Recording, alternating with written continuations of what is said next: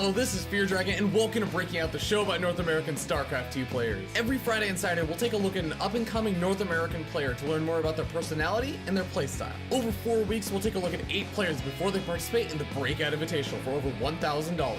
Let's learn a little bit about the next Breakout player.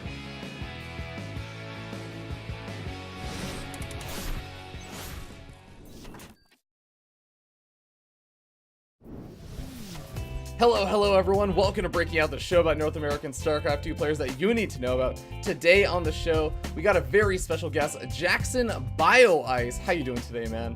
I'm doing great, thanks. I've been seeing you in the scene for quite a while, but you said something in your application video that I want to touch upon, because I asked you what your playstyle was, and you said that you had a reactive macro style, and that you just copied all the builds from all the good players. Well, in ZVZ I do 2-base speed, and that's fallen out of fashion a little bit. For ZVT and ZVP I play pretty standard though. Do you feel like there's any kind of characteristics about your play that is sort of unique or special? I don't know, I just try to play as standard and reactive as possible, because I think that's the best way to play. Is that more just a faith in mechanics then? Like, do you feel like you just have really strong mechanics and playing toward the late game, or you think that's just the best strategy in StarCraft, the best way to play? I think that's just the best way to win consistently, and that's the best way you can continue to improve as you keep playing. You have a pretty memorable name, Bioice. How'd you get that name? Oh, I made it when I was playing StarCraft Brood War when I was like 12 or 13 even. I just thought it was cool at the time and I kept it. You're talking to a guy named Fear Dragon, so I can't even hound you on that one. You've obviously been trying to do well in the scene, everything. You've been playing qualifiers, etc. for WCS, I'm sure.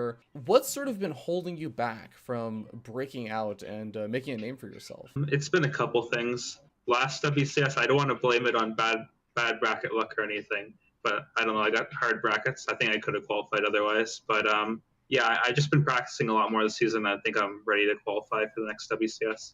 Is it just a matter of having more practice then and kind of getting the lucky bracket, you think? Well, a lucky bracket would definitely help. I don't know. The brackets I got for the last WCS were all really hard. Like, they're all big name players, every single one of my brackets. What players were those? I think it was Puck, Scarlet, Holt, and Violet. I mean, if you just got Hydra also, that would have been like the perfect trifecta. Well, let's talk a little bit about your Zerg versus Zerg, because you just mentioned you like to do some 2-base Mutalist style in there, and I know for a while Mutals kind of fell out of fashion, and then they kind of came back in, and now they're somewhere in the in-between zone. Like, how are you feeling about going for that style in the matchup? I think it's the strongest way to play, but I know a lot of players prefer to go Roaches and then go into like Roach, Hydra, Investor as their mid game. But I think it's 2-base speed is the strongest way to play right now. So because it's really safe and you can get away with being really greedy and then end up ahead in the mid game if you just make like 8 to 10 metas, because they have to make a whole bunch of spores and queens, and you can also drone up faster because they had to make all that and it delayed all their droning, so that puts you even further ahead. Yeah, do you ever have any trouble against like a lot of early Zergling or Banling attacks when you're going for the 2-base Mutals lists? I know like a lot of Zerg players, when they try and do that stuff, they have to throw down a lot of spine crawlers, they have to play super defensively and be prepared for a lot of all-in. I don't know. I'm pretty good with my Ling Bling micros, so it usually isn't a problem for me. And I open pretty safe too, so yeah, I can usually get to the 2-base meta. It's more like the Roach timings that I have a bit more trouble with. Do you ever mix it up and go into like a Roach play at all? I do it a little bit, but I'm honestly not too great at it, so I wouldn't do it in an important match unless I really thought I was going to throw my opponent off. Do you ever mix in a lot of cheese or anything? It sounds like, from what I can tell, you sort of just have like a playstyle and you pretty much just stick with it. I actually do a lot of cheese in CVZ. I do, well, I don't want to list all the cheese builds I do, but yeah, I do a lot. Cool. And that just kind of goes back to your faith in your like Zergling, Banling micro, or? Yeah, in ZVZ it's a lot of like build order wins and build order losses. You just got to try to figure out how your opponent's going to play and then react according to that. So if you had to describe one strength and one weakness you have in Zerg versus Zerg, what would those two things be? I would say I am pretty confident with my early openers and my macro and like getting in my opponent's head, but my weakness would probably be I mess up my injects a little bit in the late game if there's like a lot of micro going on. Cool. Well, I'm looking forward to seeing this example of your Zerg versus Zerg. Ladies and gentlemen, don't go anywhere. We will be right back.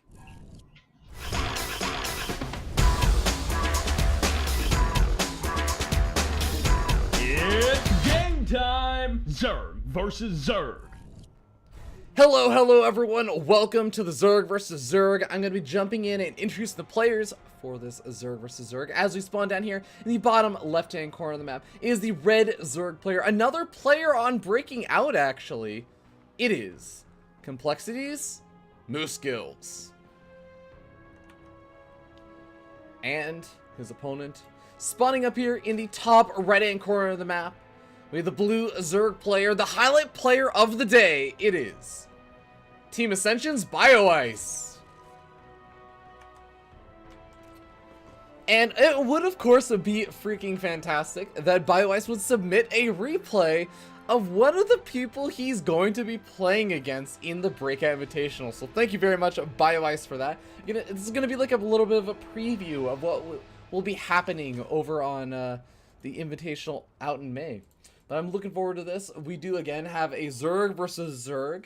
And I am really interested to see how this is going to go, because we have also heard a little bit how Moose Skills feels about the matchup. I mean, the thing that I remember specifically the most about Moose Skills' ZVZ that he sent in was how adamant he was about things like the Evolution Chamber and just having a really solid defense. That's one thing I would say about Moose Skills, is he had a really solid defense. But, you know, Bioice did kind of give the impression that he had a fairly standard-ish style. So how is he going to end up playing this out? Only time will tell. We do have a spawning pool first coming out of Moose Skills, whereas it looks like Bioice wants to go for the hatch first. Now, sometimes I hear players kind of disagree with each other. I was like, oh, you know, on this map I like to go for hatch first, this map I like to go for spawning pool first. All that stuff in the end, though, after like a couple minutes into the game, it doesn't usually make that big of a difference. So not anticipating too many big differences. The big thing that I'm going to be looking out for is when the gas guys are taken. We already see one gas guys are being taken fairly early on for Bioice, so he's playing this a little bit on the greedier side. He's going hatch, then gas, then pool, delaying those Zerglings and Queens from coming out for a much longer period of time. But Moose Skills, on the other hand, his spawning pool is going to be finishing up. He still has not gotten either of these two gas geysers, so that speed is going to be quite a bit further delayed. In fact, he might actually just go completely gasless, which is actually quite possible to do on this map. I mean, it has a nice and small ramp. You do need to get a little bit creep spread to actually start building your evolution chambers and get that nice little wall off going over on the far edge of the natural expansion, but it is very much possible to do on this map. And it looks like that is, at this point, pretty much going to be a high likelihood. We do have Moose Skills finally taking a gas geyser now, but again, this is going to be a much later gas geyser, so he's going to be quite a bit behind. I mean, to put this in perspective, Bioice is going to have enough gas for speed now, and Moose Skills has not even started mining gas. So whether or not Bioice can take advantage of that time period where he has speed over his opponent is going to be what we'll look for. But I mean, he's actually mining quite a bit of gas right now. He's finally starting that Zergling speed. It looks like he didn't really have the minerals to do it. He didn't really want to cut too much of that drone production to get at the Zergling speed, so it does delay that a little bit, but he's still mining with 3 guys in gas, which does indicate that we are going to be seeing either a Baneling Nest or a tech up to lair fairly quickly. Something is going to be coming out tech-wise for Bioice. There is actually the Baneling Nest, so Bioice kind of revealing his hand, although Moose Skills has not quite seen that hand just yet. It's just out there to be revealed. Both these players sending their Zerglings across the map. Bioice going to come in and see what Moose Skills is up to. Moose Skills is finally starting to mine some of that gas. He's finally gotten up to the 100 gas count, and it's still actually mining, so Bioice moves in, sees the guy still in gas. Oh, actually, Zergling speed gets canceled. The nice little move over there from Moose Skills. So he allows Bioice to see that Zergling speed was being researched, then cancels it, and continues to mine gas. And is just going to try and play this greedy. So I guess the idea behind this for Moose Skills is, hey, well, you know, if I make him think that I'm getting Zergling speed, he's not going to try and punish me for not going for Zergling speed. He's not going to try and punish a gasless style. And instead, he can just go up for a relatively fast lair tech. And he's actually going to have also a good bit extra gas as well to make use of. Got a couple of other buildings like the evolution chambers, the roach warren. Might even be seeing another evolution chamber go down at this front. But at the same time, Bioice, not entirely sure he knows about the cancel on the Zergling speed, of course.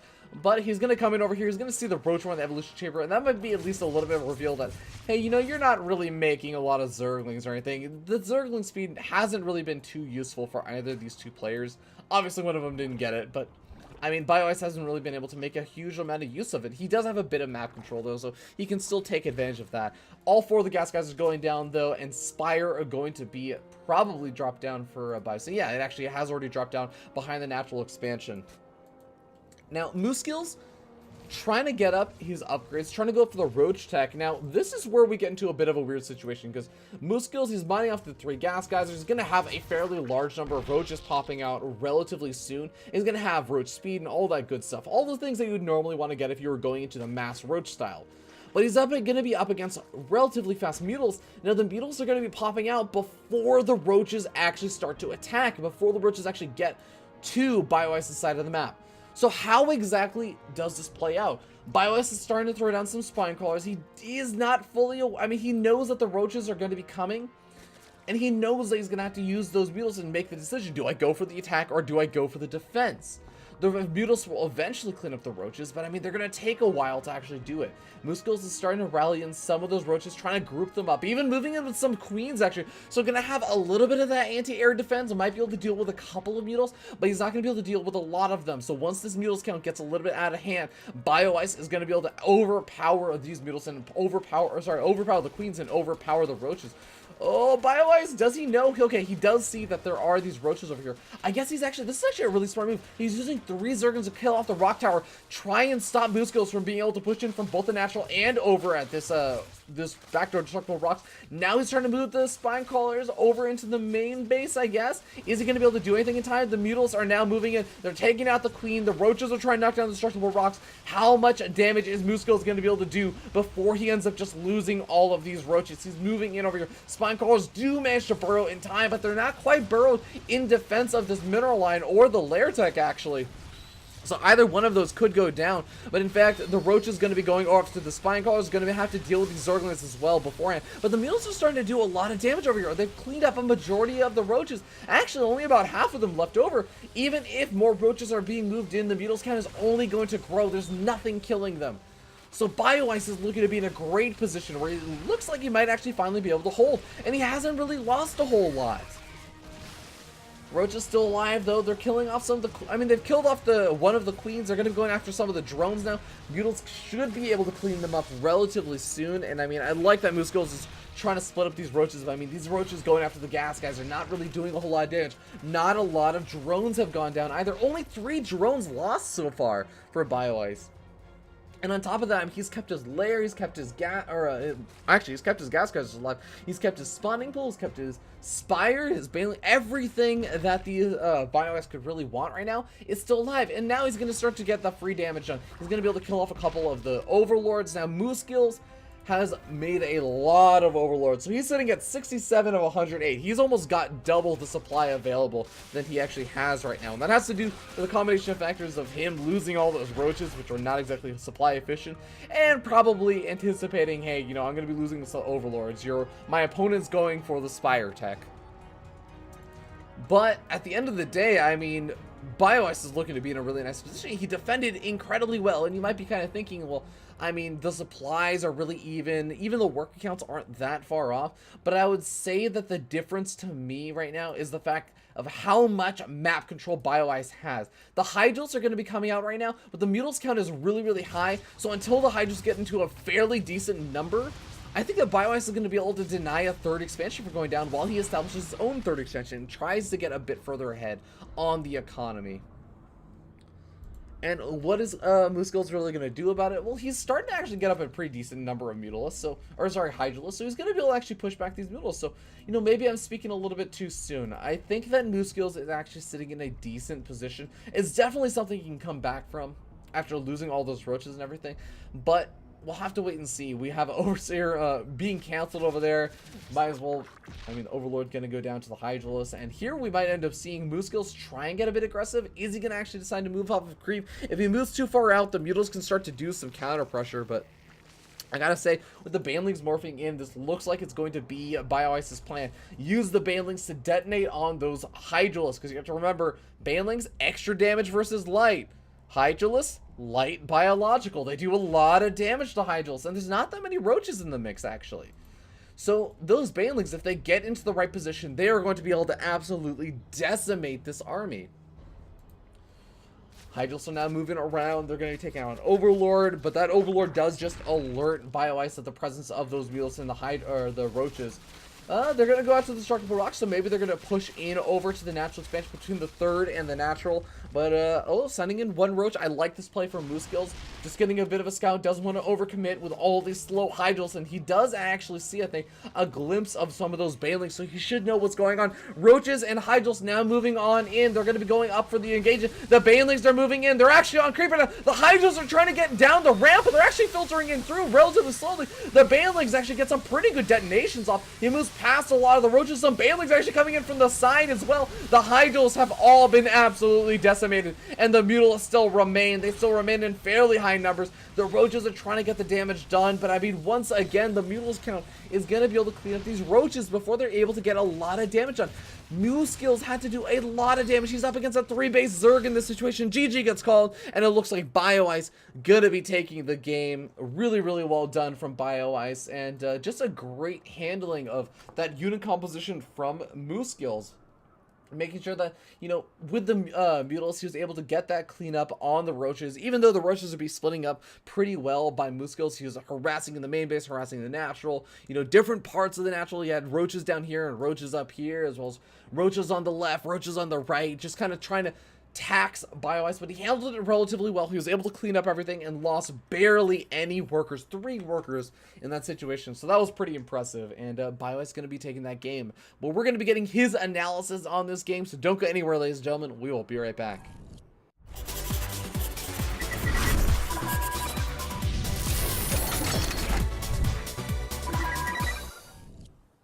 Hey there, ladies and gentlemen. Hopefully you enjoyed that Zerg versus Zerg. I'm back here with Bioice, who unfortunately doesn't have his camera with him. That's going to be a thing that's going to be recurring during the analysis segments for the rest of the show. But Bioice, why don't you tell us what was going on in this game? Okay, so I just figured out that he was going for Roaches. I got my Spire down. I'm getting ready to do 2-base meta.